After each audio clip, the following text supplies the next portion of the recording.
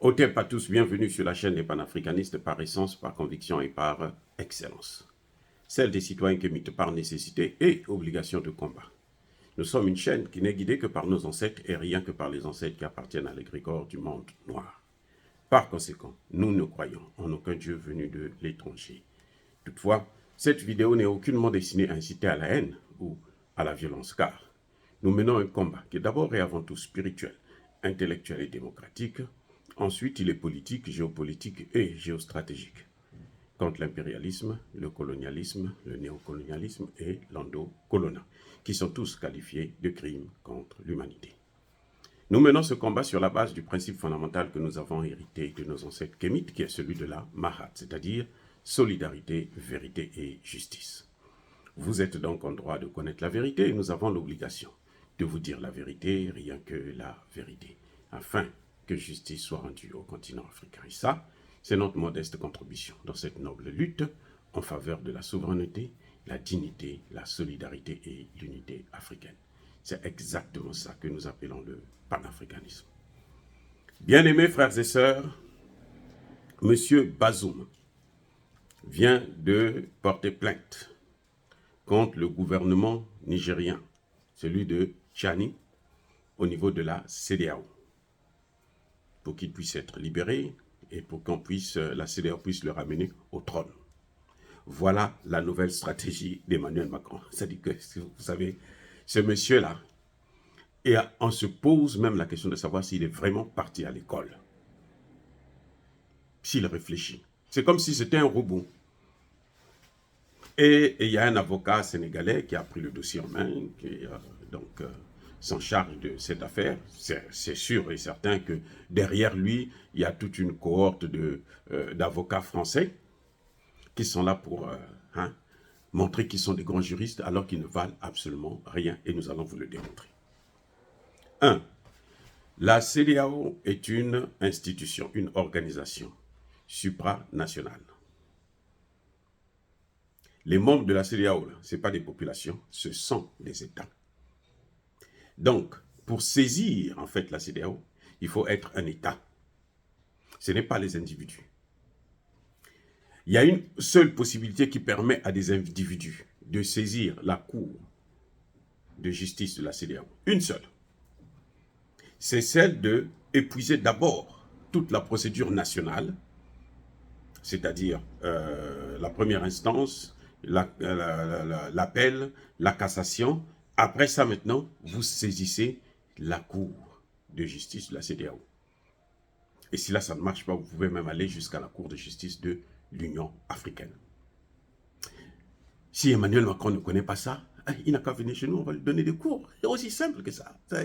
Nous sommes prêts à lui montrer, à l'enseigner le droit, leur droit, eux là. Parce que la CEDEAO, ce n'est pas la France, ce n'est pas une institution française. C'est-à-dire que la CEDEAO est au-dessus de la colonisation. Emmanuel Macron a colonisé des pays africains. La France a colonisé des pays africains. Elle n'a pas colonisé ni la CEDEAO, ni l'Union africaine. Donc, lorsque Bazoum décide de saisir la Cour supérieure, la Cour de justice de la CEDEAO, c'est son droit le plus absolu, mais qu'il connaisse au moins la procédure, qu'il sache que avant d'aller vers la Cour de justice de la CEDEAO, il faudrait d'abord passer par les instances nationales. Donc, il devrait d'abord porter plainte au niveau de Niamey, la Cour de justice de Niamey, et puis suivre la procédure. Lorsqu'il épuise toute la procédure, à ce moment, il peut saisir la CEDEAO. Ça, c'est un premier point. Maintenant, le deuxième point. Vous savez, j'allais vous dire d'abord que la CEDEAO, en fait, la CEDEAO fonctionne comme l'Union européenne. Vous savez que les Français ont toujours pris l'habitude de copier chez les autres pour venir appliquer chez d'autres et se passer pour des inventeurs. La Cour de justice de la CEDEAO là, fonctionne exactement comme la Cour de justice de l'Union africaine. Maintenant, la Cour de justice de la CEDEAO, je vous l'ai déjà dit, doit être saisie par des États, pas par des individus. Ça, c'est clair. Il faut savoir que Ce n'est pas à la Cour de justice, la CEDEAO, de légitimer un gouvernement, surtout dans un cas comme celui-ci. Il s'agit d'une affaire politique, pas d'une affaire juridique. Je dis bien, il s'agit d'une affaire politique, mais pas d'une affaire juridique. Si c'est ça, si la Cour de justice veut être saisie des affaires politiques, alors M. Bazoum devrait commencer d'abord par porter plainte contre son parti, puisque son parti l'a lâché. Son parti a dit que nous ne voulons pas d'intervention militaire chez nous. Nous voulons régler les problèmes par la négociation. Ça, c'est la politique. Parce qu'il s'agit d'une affaire politique. Vous savez, une affaire politique doit trouver une solution politique. Une affaire juridique doit trouver une solution juridique. C'est-à-dire, il faudrait qu'il y ait déjà une loi qui existe avant qu'il y ait les faits. Une loi qui permet à ce qu'un chef d'État qui a été déchu par un coup d'État puisse porter plainte.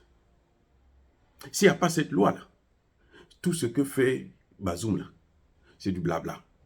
En fait, c'est comme si c'est la France qui est en train de chercher des problèmes pour manipuler, pour maintenir la position de Bazoum selon laquelle il faut une intervention de la France pour le rétablir sur le trône.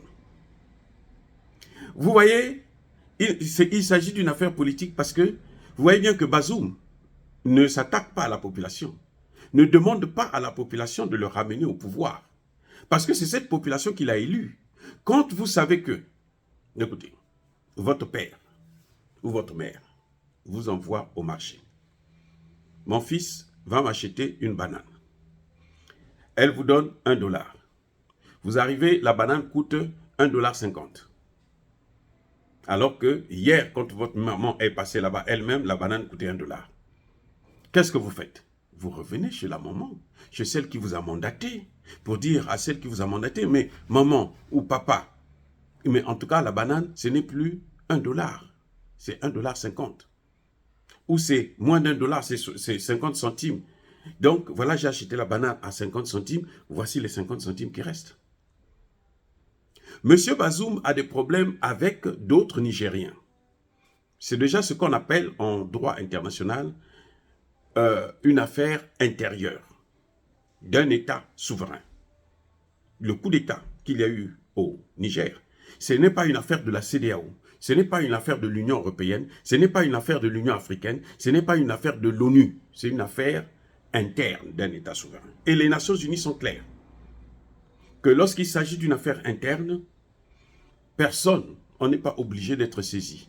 Même les Nations Unies ne sont pas obligées d'être saisies. Vous voyez à quel point Macron est nul. Vous voyez à quel point Bazoum est une chose, c'est une marionnette. Parce que Bazoum a quand même des conseillers. Il a des difficultés dans son pays. Quelqu'un d'autre qui n'a pas été élu vient lui prendre le pouvoir. Mais lui, pourquoi il ne part pas voir ceux qui l'avaient élu pour leur dire que, bon, écoutez, vous m'avez élu, voici ce qui se passe. Donc, redonnez-moi le pouvoir. Parce que celui qui doit leur donner le pouvoir, lui redonner le pouvoir, ce n'est pas la France, ce n'est pas Emmanuel Macron. C'est pour ça que vous avez vu que le gouvernement de Tchani a été reçu aux Nations Unies. Parce que ça ne regarde pas les Nations Unies. À la rigueur, le Conseil de sécurité peut être saisi, mais lorsque le Conseil de sécurité est saisi, c'est lorsqu'il y a une menace pour la sécurité. Le Conseil de sécurité devrait être saisi là, par rapport à ce que fait la CEDEAO, menacée d'intervenir au Niger, en sachant que ce sera la continuité de ce que les pays de l'OTAN ont fait en Libye. Ce qu'ils ont fait en Libye, c'est ça qui va se reproduire maintenant dans toute la zone du Golfe de Guinée. Même pas seulement dans le Sahel, en cas d'intervention. C'est toute la zone, le Golfe de Guinée, là, qui sera à feu et à sang. Les pour et les contre la guerre. Tout le monde va payer le prix. Et c'est là, justement, qu'on devrait saisir le Conseil de sécurité de l'ONU. Je dis bien le Conseil de sécurité de l'ONU. Pas la CEDEAO. Parce que la CEDEAO ne peut pas intervenir militairement. On vous a déjà démontré ça. La CEDEAO n'a aucun droit d'intervenir militairement dans un pays sans l'aval du Conseil de sécurité. Toutes les interventions que la CEDEAO a menées par le passé, ils avaient l'aval du Conseil de sécurité de l'ONU. Et là, il y avait une chose, la Chine et la Russie s'abstenaient toujours. Laisser les Occidentaux faire. C'est pour ça que les Occidentaux ont mis toute l'Afrique dans le chaos. Toute l'Afrique est déstabilisée. C'est tout un continent qui est aujourd'hui dans une situation très difficile. Le terrorisme, c'est devenu le problème de l'ensemble du continent africain. Les rébellions, là où il n'y a pas le terrorisme, il y a la rébellion. Et toutes ces déstabilisations ont pour source la France, les États-Unis, les pays de l'OTAN. Bref, ce que Bazoum est en train de faire, c'est vraiment, je crois que c'est ridicule. Il devait plutôt porter plainte contre son parti politique, qui vient de dire que non, nous, on ne veut pas d'intervention militaire. Alors que Bazoum a demandé à la France d'intervenir pour que la France et les pays européens... Vous voyez, c'est-à-dire que Bazoum est allé même plus loin. Au lieu même de demander, il n'a pas demandé, Bazoum n'a pas porté plainte à l'Union africaine. Il n'a pas demandé à l'Union africaine de le rétablir. Il a demandé à la France et à l'Union européenne de le rétablir au pouvoir. Et ça, politiquement parlant, qu'est-ce que ça veut dire? Ça veut dire qu'en fait, Bazoum, ce n'était pas le vrai président du Niger. Bazoum, c'était le cheval de Troie de la France. C'est pour ça que je vous ai dit la dernière fois dans une de mes vidéos que Bazoum n'a pas réellement été élu. Bazoum est le produit d'un compromis à l'africaine, comme ils ont fait au Congo démocratique pour placer Tshisekedi à la tête du Congo démocratique. On choisit quelqu'un qui est favorable à leurs intérêts, qui va travailler pour eux, et on lui donne le pouvoir en négociant avec l'autre parti pour que cette partie puisse se taire. Martin Fayoulou aussi est un pantin. Parce que Martin Fayoulou n'a jamais dénoncé ça. C'est Emmanuel Macron lui-même, parce que tellement bête, qu'il est venu pour nous dire sur Amando Vision que, ben, écoutez, c'est moi qui l'ai mis là, qui ai mis Tshisekedi là. Alors que c'est Fayoulou qui devrait se plaindre auprès des Congolais pour dire que, mais écoutez, c'est moi que vous avez élu, voilà ce que les Français ont fait avec les Américains et les pays de l'Union européenne et l'OTAN. Martin Fayoulou n'a jamais parlé de ça. C'est là où il y a la trahison. C'est ça la haute trahison. Et ce même Martin Fayoulou veut qu'on puisse voter pour lui encore. On a déjà voté pour lui, il n'a même pas su rendre des comptes à ceux qui ont voté pour lui. C'est comme le cas du Niger. Le cas du Niger, comment dirais-je, Bazoum, s'il se plaint auprès de la France, c'est parce que Bazoum sait que ce n'est pas la France qui l'a mis là. Bazoum sait que c'est un compromis entre Issoufou, la France et Momo Ousmane, celui qui est arrivé au deuxième tour face à lui. Et c'est la France qui a décidé, qui a tranché, qui a choisi. C'est pour ça qu'il se retourne vers la France. Vous m'avez donné un mandat, il faut me le remettre parce qu'il y a quelqu'un qui est venu court-circuiter mon action. Il ne parle pas du peuple. Même quand la fille de Bazoum passe sur toutes les chaînes françaises pour se plaindre que son père n'a pas d'électricité chez lui, son père ne mange pas 3 repas, comme si son père était le seul à ne pas avoir 3 repas au Niger, elle a oublié. Non, c'est normal, elle ne peut pas connaître que les Nigériens souffrent que le Niger est le pays le plus pauvre, le 7e pays le plus pauvre du monde. Elle ne peut pas connaître ça. C'est pour ça qu'elle se plaint. Elle ne parle pas du peuple. Le cas de Bazoum fait la même chose. Il ne se réfère pas à ce peuple-là. Parce que c'est une affaire politique, il devrait se référer à ce peuple-là. Ce peuple devrait sortir. Il devrait parler à ce peuple depuis la prison. Depuis la prison. Il a la possibilité. Il parle tous les jours. Je dis bien. Macky Sall venait de le répéter tous les jours. Il parle avec Macky Sall. Il parle avec la France. Il parle avec les États-Unis. Il parle avec les pays européens. Mais il ne parle pas à son peuple. Ça fait maintenant 2 mois presque. Il ne parle pas à son peuple. Il s'adresse aux étrangers, il ne s'adresse pas à ceux qui l'ont mandaté. Voilà. Et maintenant, il se dit, je vais aller à la cour de justice. de la CEDEAO. Ce n'est pas une cour politique de la CEDEAO. Non. Maintenant, je vais vous rappeler encore une chose. Vous savez que le Mali, qui est un État, lorsqu'il a eu des sanctions, il a porté plainte à la Cour de justice de la CEDEAO. Vous savez quelle a été la réponse des États de la CEDEAO? La Cour de justice a donné raison, a donné gain de cause au Mali, au gouvernement de M. Assimi Goïta, et a demandé à ce qu'on puisse lever les sanctions immédiatement. Qu'est-ce que les chefs d'État de la CEDEAO ont fait? Ils n'ont pas suivi. Ils ont boycotté ça. La levée des sanctions de la CEDEAO, ça n'a pas été l'œuvre de la Cour de justice de la CEDEAO. Non. Si quelqu'un vous dit ça, il a menti. La décision de la Cour de justice a été ignorée. Pareil, lorsque la Côte d'Ivoire, la Cour africaine, la Cour de justice des droits africaine des droits de l'homme, donc la Cour de justice de l'Union africaine, lorsqu'elle condamne Alassane Ouattara, vous savez ce que Alassane Ouattara a dit? C'est une affaire interne. C'est la politique interne. C'est la même chose. Les mêmes causes-là produisent les mêmes effets. Et pour le cas du Mali, c'était un État qui avait porté plainte. Ce n'était pas un individu. Ce n'était pas Assimi Goïta. Non.